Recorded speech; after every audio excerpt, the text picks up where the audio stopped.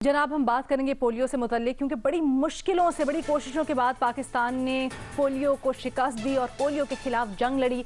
लेकिन कोविड-19 की वजह से चंद माह में पोलियो मुहिम नहीं हो सकी। ताहम अब हेल्थ केयर वर्कर्स कोविड-19 के खतरात के बावजूद मुल्क में पोलियो मुहिम कर रहे हैं, लेकिन अवाम की जानिब से ताउन नहीं नजर आ रहा। अब हमने अपने एनालिस्ट से सवाल कुछ यूँ रखा है इस सारी सूरत हाल पर कि पाकिस्तान में लोग पोलियो वैक्सीन से गुरेज क्यों कर रहे हैं, क्यों अपने बच्चों को एकत्र नहीं पिला रहे हैं। ओपन ऑप्शन है सबके पास। बाबर सत्तार साहब, आपने तो सवाल ही स्टार्ट जैसे किया, उसमें कहा कि हमने शिकस्त दी। हमने तो नहीं शिकस्त दी। पाकिस्तान तो उन 2-3 मुल्कों में है जो अनफॉर्चुनेटली नहीं शिकस्त दे सका, जिसकी वजह से ये वबा लेकिन दुनिया से काबू पाया हमने।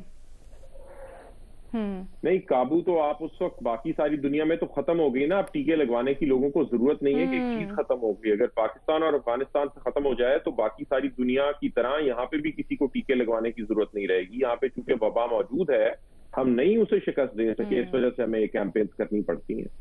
हसन निसार साहब, जहालत। बस आप इलाबोरेट नहीं करेंगे? ठीक है। मजहर अब्बास साहब, जहाँ ज़हनियती पोलियो ज़दा हो वहाँ पोलियो के कतरे वो अपने बच्चों को कैसे पिलाएंगे। ये पहला माशरा है, ये पहला मुल्क है कि जहाँ पोलियो के कतरे पिलाने वालों को गोलियां मारी जाती हैं। ये पहला मुल्क है कि जहाँ पोलियो के कतरे पिलाने वालों के ख़िलाफ़ फतवे दिए जाते हैं। ये पहला मुल्क है कि जहाँ इंतहा पसंदी अपनी इंतहा को पहुँच गई है कि हम अपने बच्चों को कतरे ना पिला के मार रहे हैं। तो एक ऐसे माशरे में आप अगर इस चीज़ को रियलाइज़ आज हमने नहीं किया तो हम किधर जाएंगे। मेरा ख्याल है एक बहुत सिंपल सी चीज़ है, सब कह चुके हैं, उलमा कराम कह चुके हैं, इस बात पे मुत्तफ़िक़ हैं, सारे लोग मुत्तफ़िक़ हैं कि ये वाहिद ज़रिया है। लेकिन उसके बावजूद भी अगर हम ना पिलाएं तो फिर यही लगता है कि हम ज़हनी तौर पर पोलियो ज़दा हो गए हैं। ठीक है जी। इरशाद भट्टी साहब, एक ही लफ्ज़ है और वो हसन निसार साहब ने बोल दिया है, जहालत। हाँ, एक जुमले का इजाफा करना चाहता हूँ कि इस मरतबा जब ये पोलियो कैंपेन शुरू करें तो प्लीज़ तमाम मेरे हुक्मरानों को भी पोलियो के कतरे पिलाएं। अच्छा, ठीक है भट्टी साहब। मुनीफ फारूक साहब, देखिए, जहालत है और तो कुछ नहीं। ये वही जहालत है जो कि 70-72 साल गुजर जाने के बाद भी मौजूद है, और बदकिस्मती के साथ ये जहालत मुझे दूर होते हुए नज़र नहीं आती, at least in the near future. क्योंकि हमारे कुछ स्ट्रक्चरल इश्यूज़ हैं जो इनिशियली स्ट्रक्चरल थे, अब वो मोन्यूमेंटल प्रॉब्लम्स बन गए, यानी कि बहुत बड़े प्रॉब्लम्स बन गए हैं। पता नहीं हम अपने लाइफ टाइम में उन्हें एड्रेस होते हुए या ठीक होते हुए देख सकते हैं या नहीं। कम अज़ कम मैं किसी को मायूस नहीं करना चाहता, लेकिन नेर वाली बात नहीं, मुझे तो उम्मीद ही नहीं है। हसन साहब मुस्कुरा रहे हैं। हसन साहब, ये इन्होंने ना, मुनीब चूंकि बहुत स्वीट आदमी है, बहुत सिविलाइज्ड, तो इन्होंने ना नियर फ्यूचर डाल दिया ना बीच में। महज़ब आदमी है जैसे बात करता हूँ, हम जैसे लठ मार तो सीधी बात करते हैं। नियर फ्यूचर छोड़ो, और ये भाई यूं हो जाएगा, वो कह रहे थे मदर अब्बास साहब, वो हो चुका है हुजूर।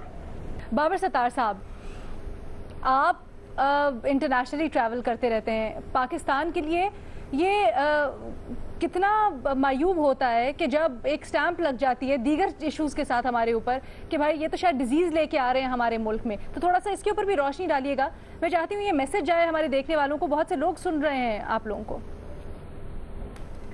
देखिए, ये लीस्ट ऑफ आवर कंसर्न्स है कि इंटरनेशनल ट्रैवल जो लोग करते हैं उन्हें कितनी तकलीफ होती है इस चीज से। और होता है, हमें एयरपोर्ट के ऊपर एक टाइम था कि वो आपको अपना पास लेके जाना पड़ता था, वो एयरपोर्ट के ऊपर पिलाते थे क्योंकि मुल्कों ने एंट्री बंद की हुई थी। लेकिन इशू ये नहीं है।